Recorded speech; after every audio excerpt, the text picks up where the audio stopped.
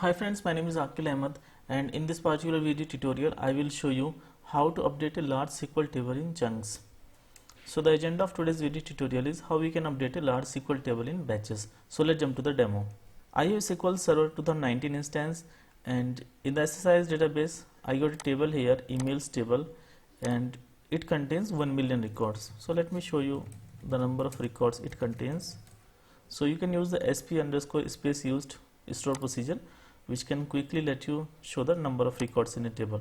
So this particular table contains 1 million records. Okay, and now what I want to do, that I want to add two new columns to this particular table, like the updated by column maybe, and the name column, where the name can be a combination of first name plus last name. So I want to add two new columns here, and then I want to update the values of the two columns. So while updating the data, you have two options. Either you can update the whole table in a go, like using an update query, or you can update the data in chunks. So for this example, I have just 1 million records and I have just 5 columns, but in real life scenario your table can contain maybe 100 million records or 500 million records, and the columns can go up to 1024 columns. So that particular update query can take a lot of time, sometimes several hours to several days as well. So it's advisable that if you update the very large table and if you update very large data, then you should try updating the data in chunks.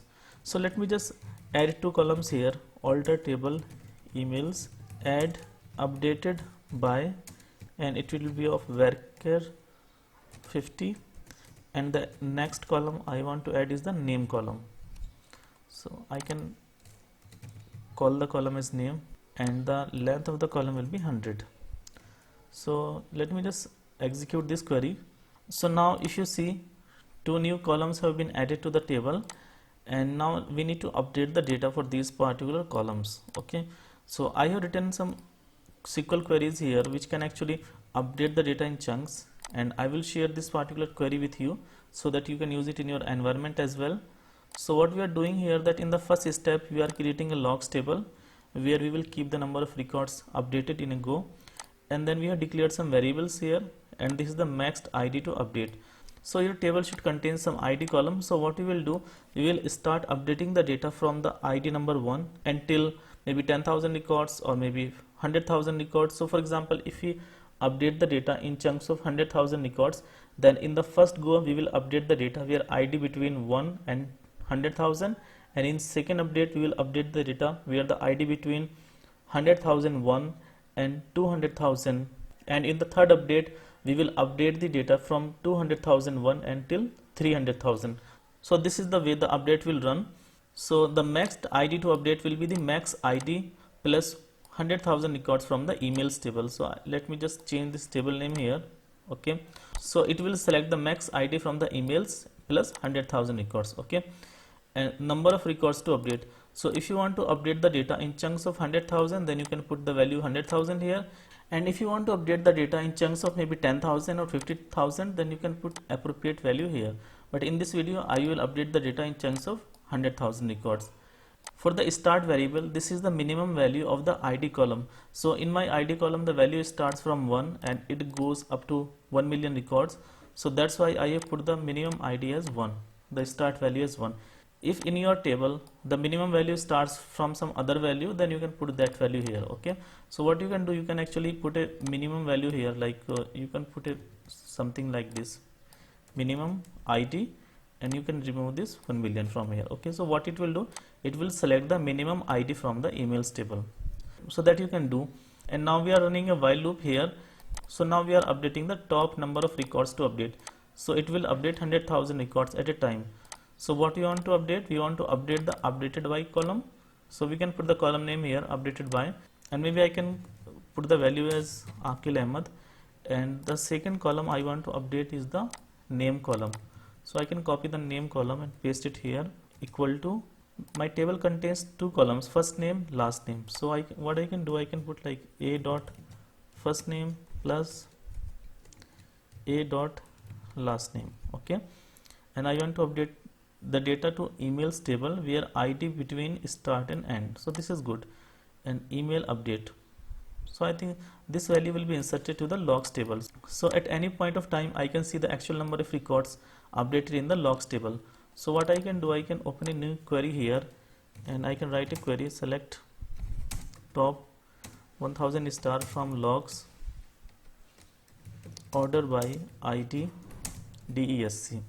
So it will show me the all type of data here, and I can also write another query here, select some CNT from logs. So it will tell me how many records have been updated to the emails table.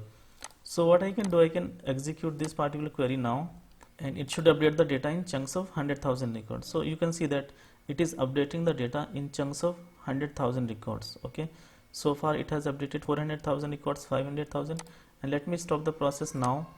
And if you check the data now, so far it has updated the data till 600,000 records. And the beauty of this whole process is that you can stop the update process at any time, and whatever records have been updated till a particular value, those records will be saved, and then you can resume the update process later. So for example, if you need to update a table during only night time, then you can run the update during night time, and when it's daytime, then you can stop the update process and then you can resume it in the night time again. So what it will do, it won't update all records again, but it will start the update for the remaining records. So now what we can do, so far we have updated the 600,000 records. So now the update will run from the 600,001 records onwards. So what I can do, I can copy this value from here and I can copy this value, and if I go back to the update query, so instead of the start value, the one value, I can put the value 600,001 here.